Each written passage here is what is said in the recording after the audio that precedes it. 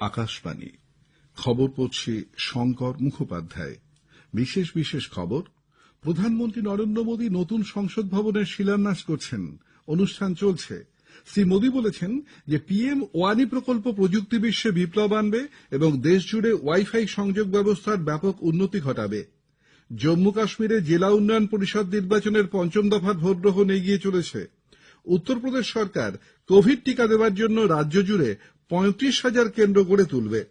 Canada ১৬ বছরের বেশি বয়সের মানুষকে দেওয়ার জন্য ফাইজারকে করোনা টিকার অনুমোদন দিয়েছে। দেশে কোভিড-১৯ থেকে আরোগ্যের হার আরও কিছুটা বেড়ে ৯৪.৭৪% হয়েছে। করোনা সংক্রমণ এড়াতে মাস্ক পরুন এবং ঠিকভাবে পরুন। ২ গজ দূরে থাকুন, নিরাপদ দূরত্ব বজায় রাখুন, হাত ও মুখ পরিষ্কার পরিচ্ছন্ন রাখুন। আসছে বিস্তারিত সংবাদে। প্রধানমন্ত্রী নরেন্দ্র মোদী এখন নতুন দিল্লিতে নতুন সংসদ ভবনের শিলান্যাস করছেন। লোকসভার অধ্যক্ষ ওম বিড়লা সহ বহু বিশিষ্ট ব্যক্তি শিলান্যাস অনুষ্ঠানে উপস্থিত রয়েছেন। ভূমিপূজন অনুষ্ঠানের পর শিলান্যাস হবে। অনুষ্ঠান শেষে প্রধানমন্ত্রীর ভাষণ দেবার কথা। পরবর্তী ১০০ বছরের প্রয়োজনের কথা মনে রেখে এই নতুন সংসদ ভবনটি তৈরি করা হবে। ৯৭১ কোটি টাকা ব্যয়ে তৈরি হতে চলা নতুন সংসদ ভবনে বিভিন্ন কমিটি এবং রাজনৈতিক দলগুলির দপ্তরের জন্য অনেক বেশি জায়গা থাকবে। আত্মনির্ভর ভারতের গণতন্ত্রের এই মন্দিরে দেশের বৈচিত্র্য তুলে ধরা হবে। বর্তমান সংসদ ভবনের তুলনায় এটি হবে ১৭,০০০ বর্গমিটার বেশি এলাকা জুড়ে। ২০২২ সালে স্বাধীনতার ৭৫ বছর পূর্তি উপলক্ষে রাজ্যসভা এবং লোকসভার অধিবেশন নতুন এই সংসদ ভবনে বসবে বলে স্থির করা হয়েছে। উল্লেখ্য, গত বছর ৫ই আগস্ট রাজ্যসভার চেয়ারম্যান এম ভেঙ্কাইয়া নাইডু এবং লোকসভার অধ্যক্ষ ওম বিড়লা সংসদের অধিবেশন চলাকালীন এই নতুন ভবন নির্মাণের প্রস্তাব দিয়েছিলেন। প্রধানমন্ত্রী বলেছেন যে দেশের ঐতিহাসিক পিএম ওয়ানি প্রকল্প প্রযুক্তি বিশ্বে বিপ্লব আনবে এবং দেশের সর্বত্র ওয়াইফাই ব্যবস্থার উল্লেখযোগ্য উন্নতি ঘটাবে। এর ফলে ব্যবসা বাণিজ্য এবং জীবনযাপন পদ্ধতি আরও সহজ হবে বলে উল্লেখ করে তিনি বলেছেন যে এতে ছোট দোকানদাররাও ওয়াইফাই পরিষেবার সুবিধে পাবেন, তাদের আয় বাড়বে। দেশের যুব সম্প্রদায়ও সিম কার্ড ছাড়াই ইন্টারনেট সংযোগের সুবিধে পাবেন এবং ডিজিটাল ইন্ডিয়া মিশনও এর ফলে আরও জোরদার হবে। উল্লেখ্য, কেন্দ্রীয় মন্ত্রিসভা গতকাল কোনরকম লাইসেন্স ফি ছাড়াই পাবলিক ডেটা অফিসের মাধ্যমে জনগণের জন্য ওয়াইফাই পরিষেবার ব্যবস্থা করার অনুমোদন দিয়েছে। এই পিএম ওয়ানি প্রকল্পের আওতায় দেশের ওয়াইফাই ব্যবস্থাকে আরও উন্নত করে গড়ে তোলা হবে। তথ্য প্রযুক্তিমন্ত্রী রবিশঙ্কর প্রসাদ বলেছেন যে পিএম ওয়ানির সাহায্যে দেশের গণ ওয়াইফাই নেটওয়ার্কের ব্যাপক উন্নয়ন ঘটবে। মন্ত্রিসভা কোচি থেকে লাক্ষাদ্বীপ পর্যন্ত সমুদ্রের তলদেশ দিয়ে অপটিক্যাল ফাইবারের কেবল সংযোগ ব্যবস্থার অনুমোদন দিয়েছে।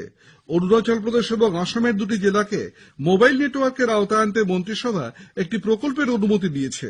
আগামী ৫ বছরে ২০২৯ কোটি টাকা ব্যয়ে এই প্রকল্প রূপায়িত হলে ২৩৭৪টি গ্রাম মোবাইল নেটওয়ার্কের আওতায় আসবে। কেন্দ্রীয় মন্ত্রিসভা চলতি আর্থিক বছরের জন্য ১৫৮৪ কোটি টাকা ব্যয়ে আত্মনির্ভর ভারত রোজগার যোজনা অনুমোদন করল। ২০২০ থেকে ২৩ সাল পর্যন্ত এই প্রকল্পের গোটা মেয়াদের জন্য ২২,৮১০ কোটি টাকাও বরাদ্দ করা হয়েছে। শ্রম এবং কর্মসংস্থান মন্ত্রী সন্তোষ কুমার গঙ্গোয়ার জানিয়েছেন যে এই প্রকল্পে প্রায় ৫৮ লক্ষ কর্মী উপকৃত হবেন। এর আওতায় ২০২০ ১ অক্টোবর থেকে ২০২১ ৩০ জুন পর্যন্ত যেসব নতুন কর্মী কাজে যোগ দিয়েছেন বা দেবেন তাদের কর্মচারী ভবিষ্যনিধি বা ইপিএফ খাতে সরকার ভর্তুকি দেবে। কেন্দ্রের নতুন কৃষি আইন নিয়ে দেশের বিভিন্ন অংশে কৃষকদের আন্দোলনের মধ্যেই কেন্দ্রীয় কৃষিমন্ত্রী নরেন্দ্র সিং তোমর আবারও জোর দিয়ে বলেছেন যে ন্যূনতম সহায়ক মূল্য এমএসপি ব্যবস্থা বহাল থাকবে এবং এপিএমসি মান্ডিগুলিও তুলে দেওয়া হবে না। একের পর এক টুইট বার্তায় শ্রী তোমর গতকাল বলেছেন যে কৃষকদের জমি কোনো কারণেই কেউ কেড়ে নিতে পারবে না এবং কৃষি জমির চরিত্রও পরিবর্তন করা যাবে না। কৃষি আইন অনুযায়ী কৃষকরা তাদের শস্য বোনার আগেই উৎপাদিত পণ্যের মূল্য নির্ধারণ করতে পারবেন। ক্রেতারা সময় মতো টাকা না দিলে তাদের বিরুদ্ধে আইনি ব্যবস্থাও নেওয়া যাবে। তথ্য ও সম্প্রচার মন্ত্রী প্রকাশ জাভড়েকর জানিয়েছেন যে কৃষকদের সঙ্গে আলোচনা চলছে এবং মোদী সরকার কৃষকদের বিভিন্ন সমস্যার প্রতি সহানুভূতিশীল। দুপক্ষের মধ্যে আলাপ আলোচনায় কোনো সমাধান সূত্র পাওয়া যাবে বলে তিনি আশা ব্যক্ত করেছেন। এদিকে চলতি খারিফ মরশুমে সরকার এ পর্যন্ত ৩৫৬ লক্ষ মেট্রিক টন ধান কিনেছে। কৃষি মন্ত্রক সূত্রের খবর যে কেন্দ্রীয় সরকারের ন্যূনতম সহায়ক মূল্যের প্রকল্পগুলির মাধ্যমে এই খারিফ শস্য কেনার কাজ চলছে।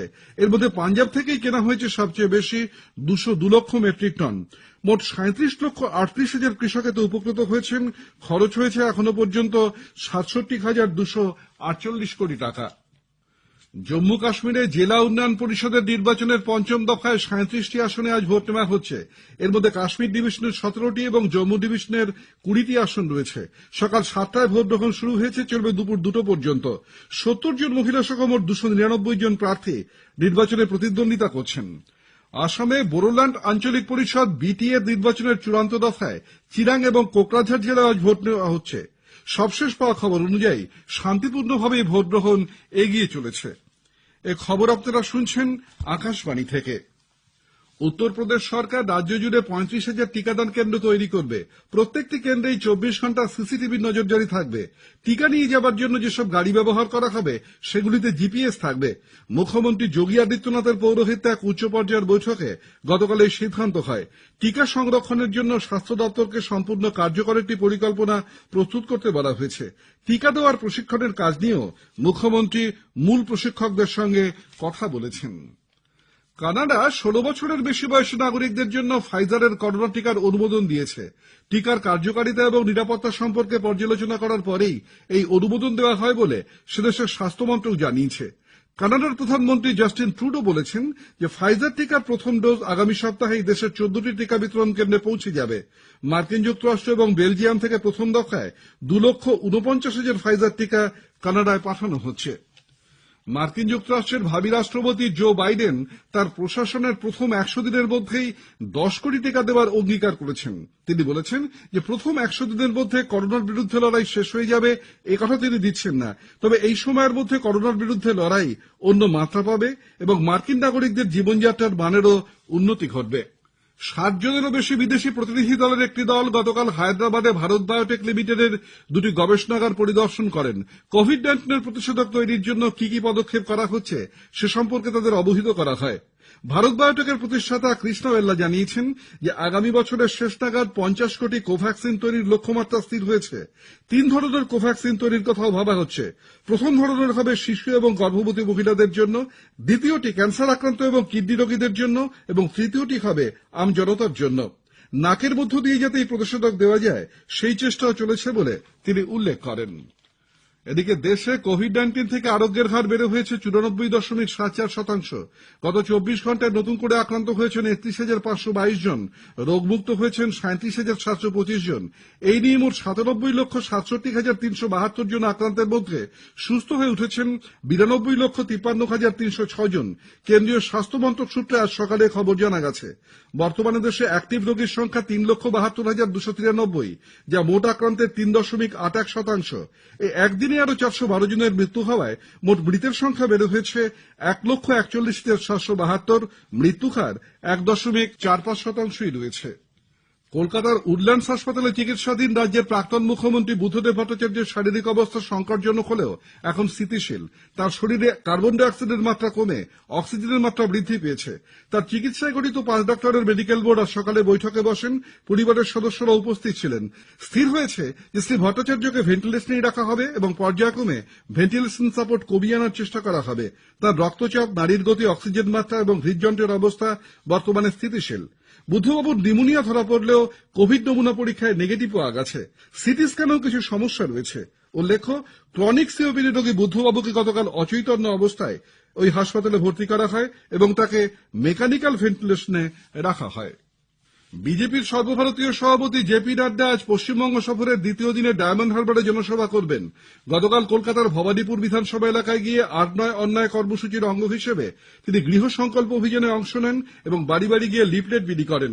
এর আগে হেস্টিংসে দলের কার্যালয় এবং 9টি জেলার কার্যালয় উদ্বোধন করেন তিনি।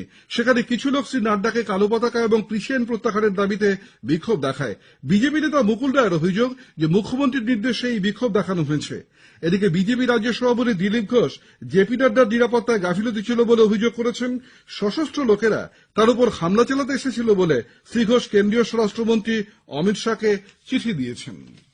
দিয়েগো মারাদোনার পর ফুটবল বিশ্বে আবার এক নক্ষত্র পতন।